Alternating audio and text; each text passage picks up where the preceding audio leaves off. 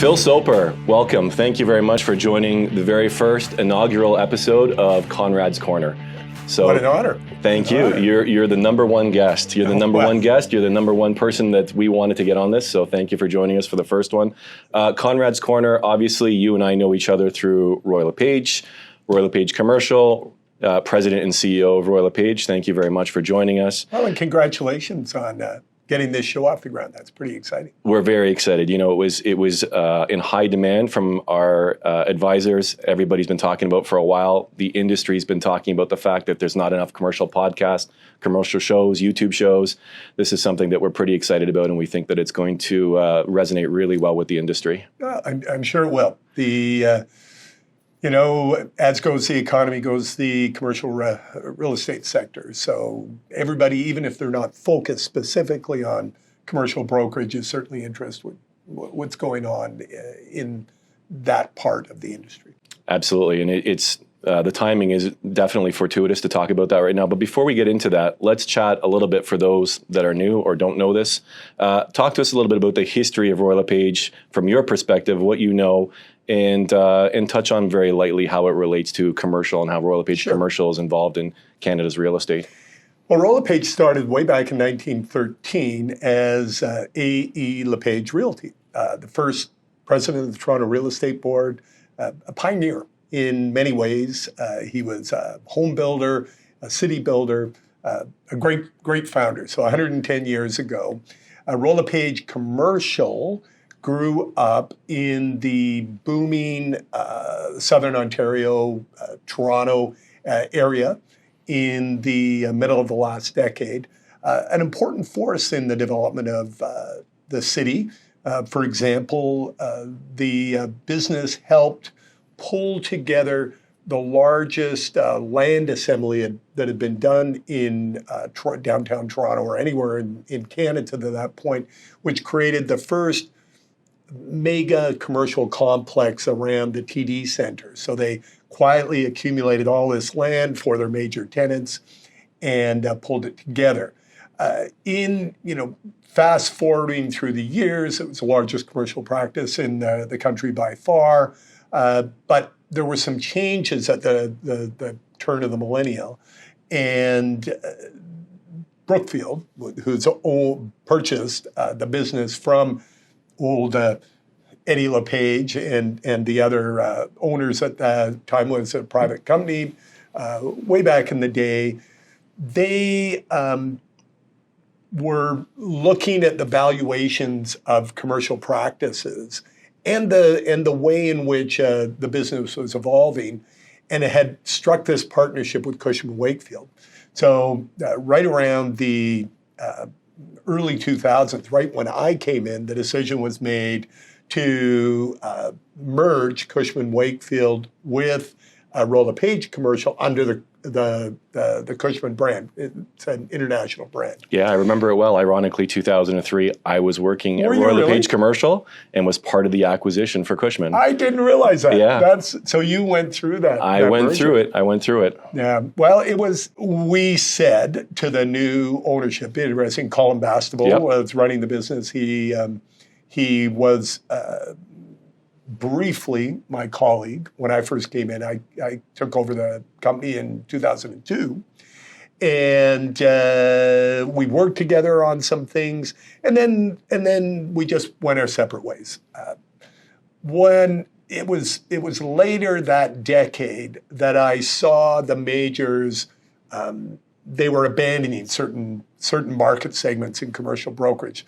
Specifically, they didn't have the geographic representation that mirrored what Royal LePage had in every place where there's Canadian businesses and Canadians, every nook and cranny. It was sort of consolidating into a major markets business. And we said, there's a lot of business being abandoned out there. So we decided to dust off Royal LePage Commercial and relaunch it as a national mid-market and all-market brand. And, well, it's been really successful. And no more so than under your guidance, under your stewardship. You're too kind. You're too kind. Thank you. So that was about give or take about 10 years ago that happened. Exactly. Okay, so come full circle. It's back home. It's not just in the VetCom cities, the Vancouver, Edmonton, Toronto, Calgary, Ottawa, Montreal. It's expanded.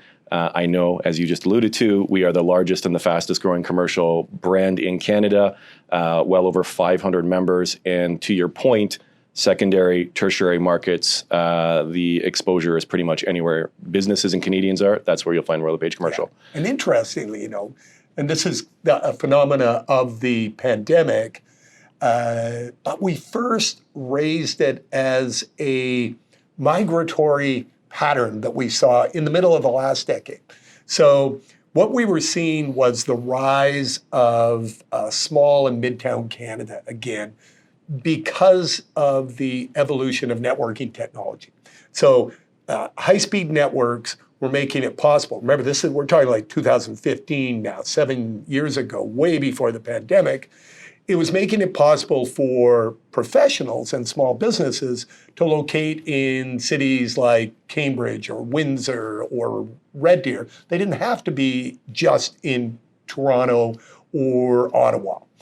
And so that phenomena was taking root, and we called it the resurgence or the rebirth of small town Canada, because for a century, for probably more than a century, urbanization had just been on a steady climb, and mega cities like Toronto and Vancouver were just getting bigger and bigger. People were moving from small towns. Atlantic Canada was like, when the last person leaves, turn the lights out. Except bigger and bigger, and real estate prices going up and up. Exactly. In those and dense... the differential getting bigger and bigger on the commercial and the residential side. Yep. Of course, the pandemic, it took that trend driven by technology and probably affordability, as you point out, and it supercharged it. And so we had this rebalancing. And interestingly, it offered a little bit. Those of your listeners who have been looking for a home that, say, are first-time home buyers and they're interested in commercial space, they may not believe this, but this movement from our mega cities into secondary cities actually acted as a little bit of a safety valve, or price appreciation, price inflation during the pandemic would have even been worse. And we, for the very first time since we started tracking these, or StatsCan track these numbers, became a net donator, we in Southern Ontario, to places like Atlantic Canada, like New Brunswick, Nova Scotia, Prince Edward Island, Newfoundland, when we'd been a receiver all these years. Now, it wasn't enough numbers to really make a difference. We've got so many millions of people, but it made a huge difference in those markets. It sure did. Yeah. And I imagine you saw the referrals moving across the country into markets like St. John and St. John's. We absolutely did. We were just on a panel last week for Altus, and the numbers that they presented for 2022 Q1 were very interested, to your point about the migration, West Coast, East Coast. But I mean, Calgary, Edmonton, specifically to your point, Halifax, yes. phenomenal resurgence in Halifax, both on the commercial and obviously on the residential side. This is a function of, as you said, technology really playing a big part, affordability playing a big part, and work from home, remote work. We have people that were in the GTA that made a move out to the Halifax, and they're working turnkey as if they were still here. Is that going to continue? Yeah, it will. I look at our business as an example, and I'm talking about the corporate entity, Royal LePage Canada, Bridgemark, Brookfield, that are bringing people back to the office. But as you well know, we're looking at a couple of days a week in office as a target, and moving that up over time. But when we're hiring young people, like we've been hiring new people into IT, we're the big technical property technology company in Canada. Most of our competitors are American firms that license brands and operate in the country. We do development in Canada for Canada. So we need young technologists. And one of the first questions they're asking our HR people is, so do I have to actually come to the office?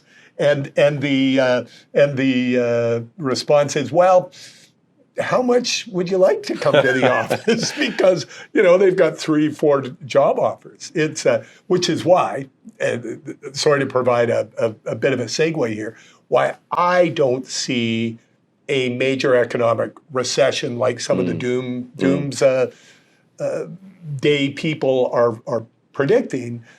Employment is so high.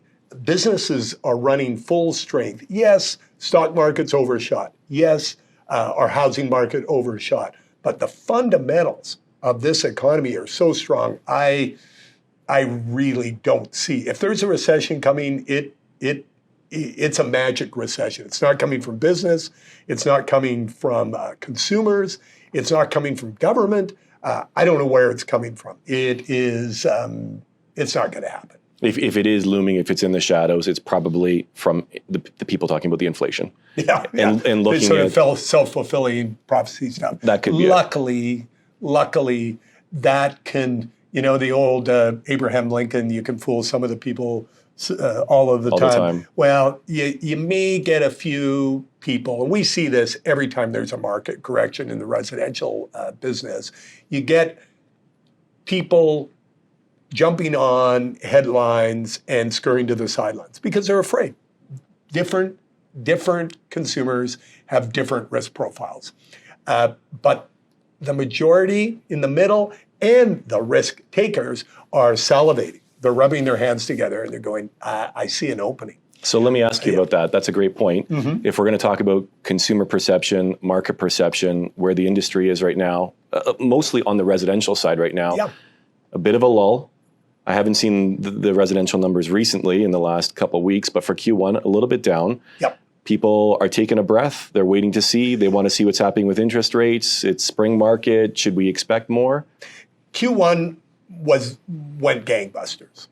Q2, so we're talking April, May, under our belt now, volumes fell well off. What people don't realize is that the leading indicators were there starting last December. So the last month, I'm talking about nationwide, but Ontario reflected this.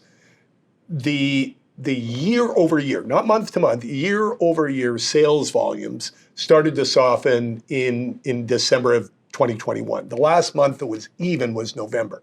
And each month subsequently, we're down a little bit over the all-time records we saw during the pandemic fueled excessive flurry. Irrational exuberance is what I've called it. And so there was a pull-in of a lot of transactions, both delayed transactions, pent-up demand from the shutdown in the spring of 2020. And also, people forget, we had a market correction in 18 and 19.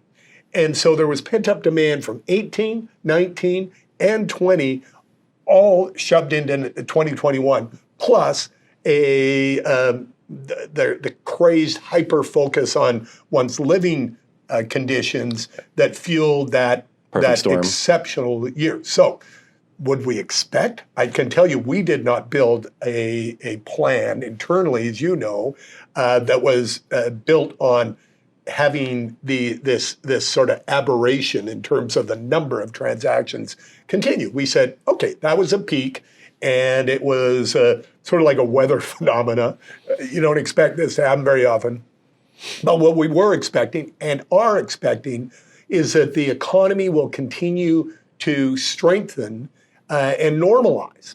And but sales volumes are off that peak. So November, January, February, March, April, and it will continue for a few months.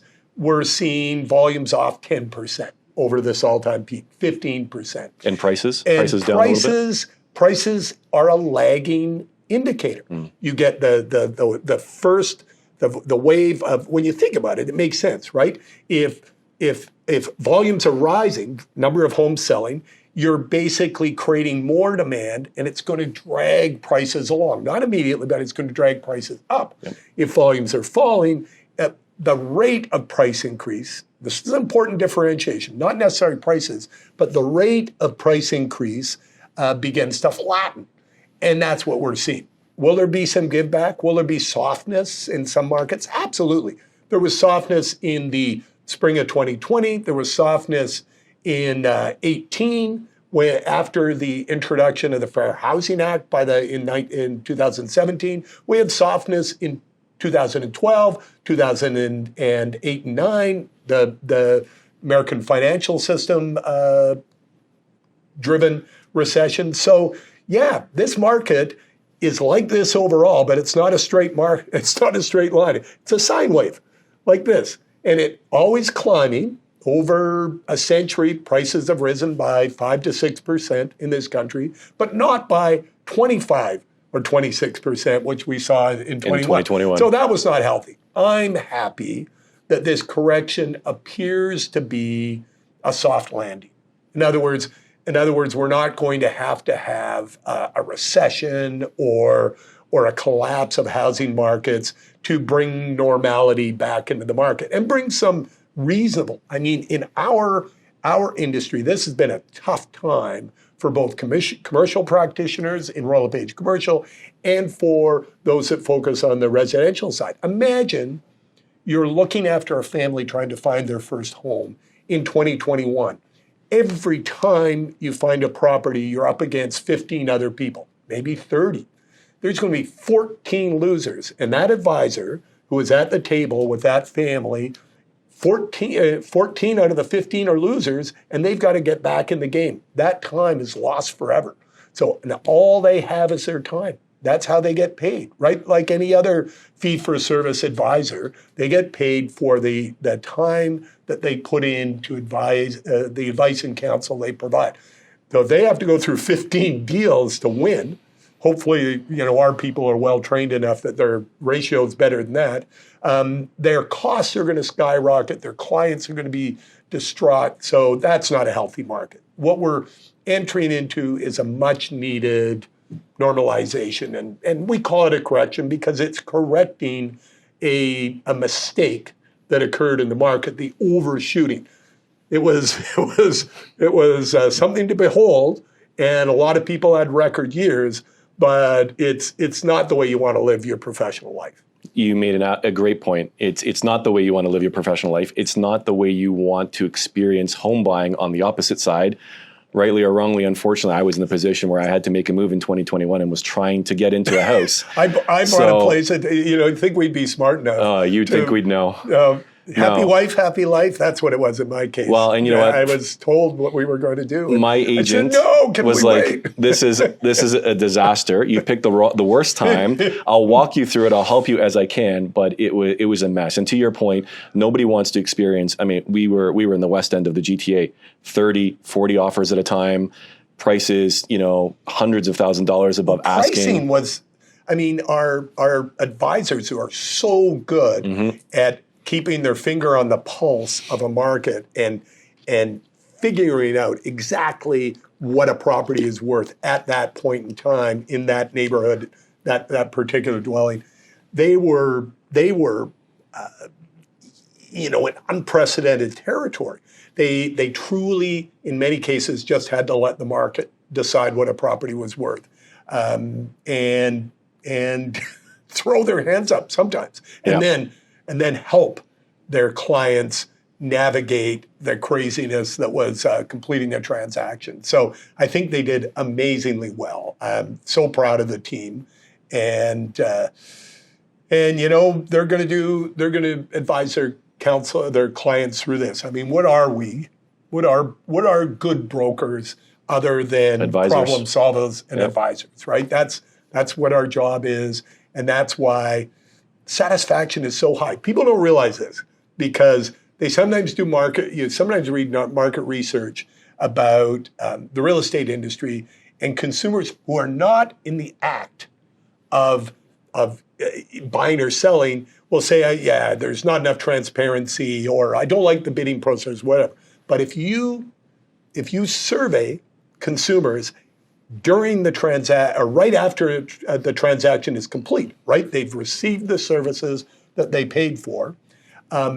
Buyer satisfaction at Royal LePage ranges in the 95% range, and seller satisfaction, remember the sellers typically are paying the fee, so it's 89%. So we're talking about overwhelming satisfied clients. That's phenomenal. It really is, phenomenal. Actually, when you think about it. They are so happy with having someone navigate that process with them. And then, time goes on and it's 3 years and the market's bouncing around. And when they're worried, they go, yeah, real estate, I don't know. But they're not the ones that are actually engaged. They're not the actual clients. The clients that are engaged and working with a Royal LePage practitioner are delighted at the service they provide almost all the time. So you talk about services provided, commercial side, residential side, we're phenomenal at both, in my opinion. What advice would you give? I'm going to ask you two questions here. Sure. One, to people interested in the franchise model, franchisors, franchisees, interested in becoming a franchisee for Royal LePage. And what advice would you give to people looking to get into the real estate market as agents, whether it be commercial or residential, based on where we are right now? So if you were to make a decision in the next 12 months, what would somebody have to think about if they want to become a Royal LePage franchisee? And what would they think about if they want to become an agent? Good questions. Good questions. Okay. So the first thing I say to people who ask me this kind of questions, occasionally I'll get, a mom or a dad I know who've got a kid that, they're in university and they're wondering what they should do. And they say, could you talk to Susan or John? And I say, sure, I'll have a coffee. And I'm an advisor at what we now call Toronto Metropolitan University, what used to be Ryerson. And when I talk to kids who are contemplating where their career should go, I say if you really don't have a singular passion, like some people, you're a car guy. If you were interested in becoming an automotive engineer from when you were 6, you can't shake that, right? That's passion. I've got one kid who's that just graduated medical school. She wanted to be a doctor from when she was little. She knew. But a lot of people know they want an education, they want a career, they want something that challenges them, they want something that provides compensation, allows them to pursue the things they love in life. But they don't really have it narrowed down. And I say, pick an industry that's growing. It's just so much easier to succeed if the tide is rising. The old rising tide rises all boats, and then you can be the first boat over the finish line. So you can always outperform the industry or your peers, but it sure helps if the overall industry is expanding. And if I look at the Canadian commercial and residential real estate industry over the next decade or two, all indications are there's no place better on the planet to practice our trade. The fastest growing advanced nation on Earth in body terms, population growth. We are one of the few places on Earth that absolutely has immigration correct. We check all the boxes and have been ranked in academic studies as the -- the best country on the planet. So we have safety and security, economic opportunity, education, educational opportunities. We have health systems that work, an environment, a beautiful big country with lots of greenery. So we have tick, tick, tick, tick. So the best and brightest from around the world, the people with skills and capital want to immigrate here. And as a result, we've got an expanding need for household formation. So that drives our base fundamental residential real estate industry. It's expanding, it's growing. We need more practitioners, more brokerages in the future. And of course, with the growth of the underlying consumer, we have the growth in all the businesses that support them. And interestingly, during the pandemic, and partially as a result of the success that we've had on the immigration side, we have an expanding business-to-business investment market. And Canada's lagged a little bit there. The problem, if you permit me a quick little segue, the problem is we're so rich in natural resources that we've tended to underinvest in advanced technologies, call it industrial capacity, this sort of thing. And we've relied on services, professions like ours, and natural resources industries. And that in-between business-to-business investment wasn't there. But these highly skilled entrepreneurs and people, a lot of them technologists that we're bringing from around the world into Canada, are bringing an entrepreneurial spirit that we haven't seen before, and they're investing, which is helping to grow the B2B side of the business, which will grow the commercial side at a faster rate than just our population growth and the expanded need for services to our people. Anyway, so franchisee. We tend on both, as you would know, on the commercial brokerage side and the residential or a combined business to look for people who have a proven track record. Yes, if we've got really skilled practitioners, we sometimes will do a startup, but almost all Royal LePage businesses, they're people who have an independent brokerage or they've worked with a starter brand. Right? They've worked with another company and they want to sort of up their game and move to Canada's premium brand.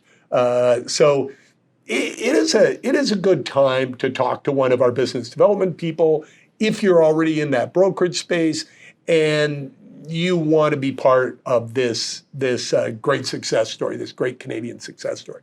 For practitioners, it's important that you do your homework and you understand what you're getting into. I shake my head sometimes when I hear people, an Uber driver or whatever, basically saying, I'm going to get my real estate license because I hear it's an easy buck. It's not an easy buck.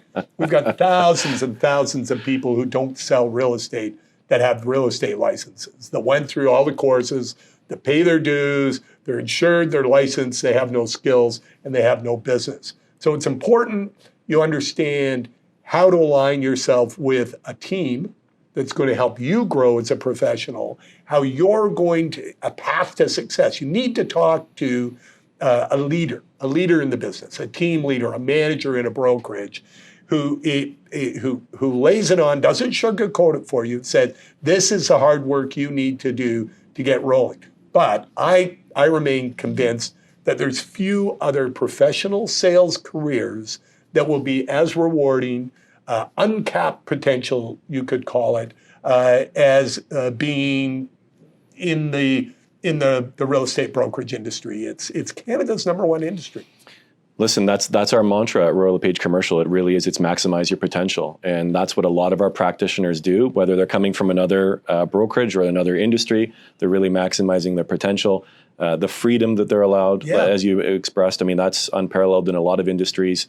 The adage that sometimes you hear from the marketplace out there, 10% of your employers or your employees make 90% of the money. Is that true also in real estate?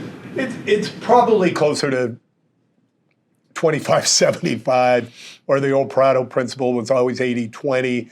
There tends to be a shift where big producers, big teams write a lot of volume. But I can say, if you look at average incomes for a Royal LePage practitioner in the GTA, they're well above what average. That's across all the thousands of Royal LePagers in our great city, well above what typical sales professionals would be making. So, and a manager can lay that out for someone who's interested in the business and a career. For somebody, you've spoken about becoming a franchisee, you've spoken about becoming an agent. If somebody does choose to go down that path, They're doing the courses. They're going to get their license. They're ready to go. They've decided Royal LePage Canada is the place to be, whether it be residential or commercial. What advice from you in terms of how to stay motivated, how to be focused, how to start out? What do they focus on the first, let's call it 18, 24, 36 months? Yeah. Well, I'd start with a 6-month plan. 6 months is a good goal to get your first sale. Some people luck out and they bring a sale to the table and they basically consummate a deal right when they land. Depending on their risk profile, a great way to start is to interview with leading real estate teams in the business. They provide mentorship. They provide, honestly, a stream of potential business that needs to be serviced. And so if it all depends on if you're starting early in your career, for example, or if say you're a sales professional in another industry, you might feel more comfortable out on your own and you may have the resources. So there are many paths to get rolling, but I'd set 6 months as a goal to get up and rolling, but have the financial resources to last a year or 18 months. Don't expect instant riches. There's very few professions on earth where you take a course and suddenly you're rich. I can tell you, this isn't like Bitcoin. We're not all going to be millionaires overnight. Exactly. It's hard work, but boy, the rewards are amazing when you put the time in. Absolutely. Technology. You touched on it a little bit earlier, how it's really changed the game over the last 10 years. It seems to be growing exponentially. Every quarter, every year, we're introduced to new products. We've got new partnerships, new services, whether it be research, CRM, data, marketing, whatever it is. How is that going to play a role over the next couple of years? Well, it's incredibly important for our people and for the consumers they sell. On the residential side, consumers spend about 16 weeks doing their own research online before they engage one of our advisors. Not much, eh? Wow, 16 I'm surprised. weeks. Yep, that's the average. Essentially, it's really important to them to understand what they're getting into when it's such a large transaction. Yeah. So, we have the most visited real estate company website in the country, royallepage.ca, and our job is to educate, to get people comfortable with the brand, to get people the tools they need to feel comfortable, and then to allow them to work with a professional that represents our brand well. So that won't change. We'll change the techniques with which we reach out and help people until they're ready. But the advisor on a transaction like this, and I believe this really, really through and through, this a transaction this important, people will continue to want the service as an advisor. The old adage, I'm going to represent myself in court. We haven't seen that in the law, and we haven't seen that in real estate. People feel the value, both on the selling their property or on helping them find a property, of having a licensed professional advisor at their side. No one wants to go to a table and negotiate themselves against a trained professional on the other side.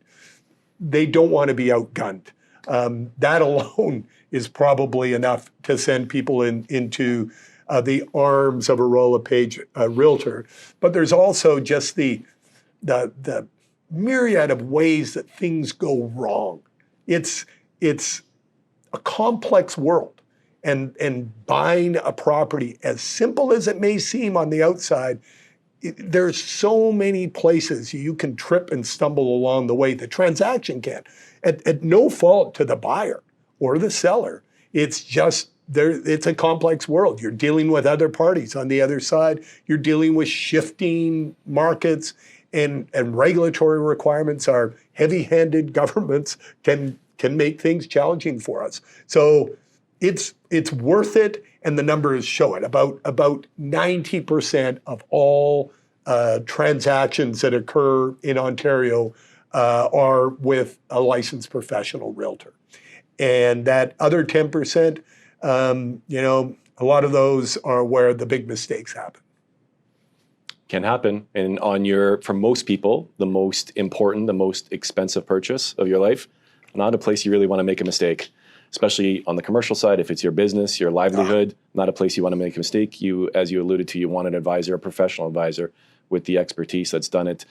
So the doom and gloom people, the naysayers who say real estate agents are going to go by the wayside, they're going to be done, technology is going to replace them, it'll never happen. No. What our goal with technology is to make our frontline advisors stronger, better, to build trust with consumers until they're ready to be for that handshake, till they're ready to get engaged and involved with one of our advisors, and then provide the tools and technologies to allow that transaction to happen more smoothly, the communication to happen more smoothly, and to allow our practitioners, be they commercial brokers or frontline residential realtors, to keep in touch with their past clients in a professional way, continuing to add value until it's time for their follow-on transaction. Near the end of the show, Sure. near the segment that we like to wrap up, I do something called Dame Time. A little bit informal. Let us know a little bit more about you. Okay.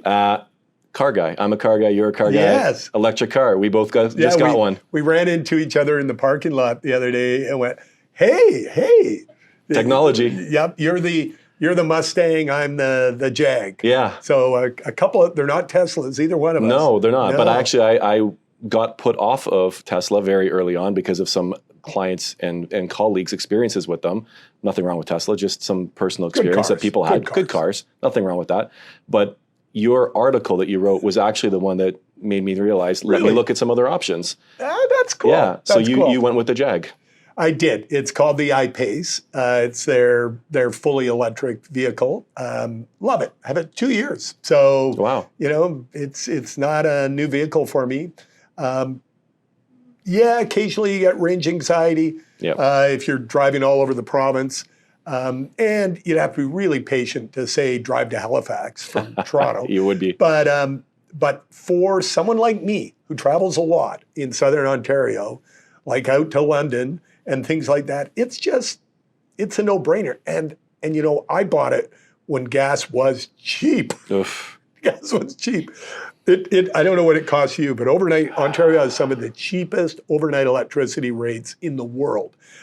It's about, $8 for the typical fill-up?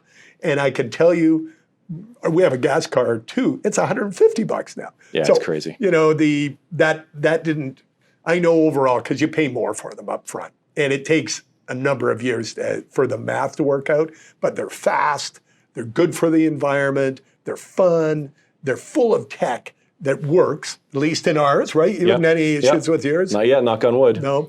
And you can beat your buddies in their gasoline-powered Mustangs, can't you? Definitely. Much faster. Yeah, they're dangerously fast. That's the problem. Don't need any more tickets. Relating to that, price of gas, Alberta, what are they going to do there? Not to get into politics, but we've seen Ford invest a bunch of money in electric batteries, electric cars. That industry is going to continue to increase. Southwestern Ontario, they're doing a big push there. Alberta, what are they going to be doing about natural resources and specifically oil and gas? Yeah, well, there are a record number of carbon capture projects underway in Alberta. What carbon capture means basically is the carbon that's produced in the exploration and refining process, which is material. It's the biggest single source of carbon in our country, is captured and then stored in underground caverns. It's actually not a big cave, it's in porous rock, and then capped. And it's sort of like returning it from whence it came. It works. It works. The experiments have worked, and they're investing in alternative energy. So their goal is to become an energy superpower as far as the province goes, and the federal government is supporting them in those efforts. Amazing. I'm going to put you on the spot. Sure. I think you were a Calgary guy. Is that right? I was born and raised in Calgary, yeah. Been here 25 years. Hockey series, Edmonton, Battle of Alberta. I got to ask you. I'm going to put you on the spot. It's the Oilers all the way. Really? They're not going to bounce back? No. Oh, boy. No. Oh, boy. I've just, that Edmonton team, oh, man, they're getting better and better as the season and the series went through, led by one of the all-time greats. You never know. The cup may be coming back to the City of Champions. The City of Champions. Wow, the Leafs got knocked out. What does that mean? Oh, you mean Calgary? Yeah, you mean Edmonton? I'm afraid so. Yeah, sadly, as a Leaf fan, it didn't happen again for us. What's this your year. license plate read? My license plate reads Leafer. So I'm going to have to Damon. wrap a little black armband around it, I think. It's just another first-round exit. Although it did give me some small satisfaction to see the Leafs take Tampa to 7. They almost had it. They could have had it in 6. They were so close, as usual. Maybe next year. I'm going to put that on my tombstone. One goal. And then the President's Trophy winners, the Florida Panthers, just pitched a tent and collapsed. Yeah. No, it would be cool to see an Oilers Lightning final. That would be something else. I'd be cheering for our Canadian team, of course. But it is nice to see your team get beat by the call it the second best. Yes, definitely. I mean, we could say that for Montreal last year, although we can never take solace in that. But last question as we wrap up here. What do you do for fun? What are you doing these days? Oh, gosh. I am off on a leadership conference next week. You're coming along, are you, on this one? Can't wait. Yeah, excited. Yep. So we're gathering Royal LePage leadership, broker owner, managers from across the country. Long delayed. We've been doing this virtual for a long time in Barbados. That'll be fun. Then I go with, again, a long delayed trip with some university buddies. We do this about every 4 years. We're going to Ireland for a week. Oh, boy. And we're going to be golfing and quaffing Guinness. And then in August, fast forward a few months, a small group from the Royal LePage Riding Club, motorcycle riding club, are doing the Himalayan Ride for Shelter. Oh, nice. So we're traveling to New Delhi and then 14 hours into the Himalayas, and we're going to riding our motorcycles, Indian motorcycles, like Indian-built motorcycles, through the mountains for 10 days to raise money for the Royal LePage Shelter Foundation, which is the largest foundation charity in Canada focused on eradicating violence in our communities and supporting women and children who fall victim to it. So great cause. I've got a big, exciting summer ahead and a lot of work to do as well. That's amazing. If people want to support that, we'll put a link in the video so they can support you for that. That'd be awesome. Yeah. Phil, Conrad's Corner, inaugural show. Thank you very much. It's been a pleasure. It was a real pleasure. Good luck with the rest of the series. Everybody, if you enjoyed it, please share, families, friends, colleagues, subscribe, and until next time, we'll see you then.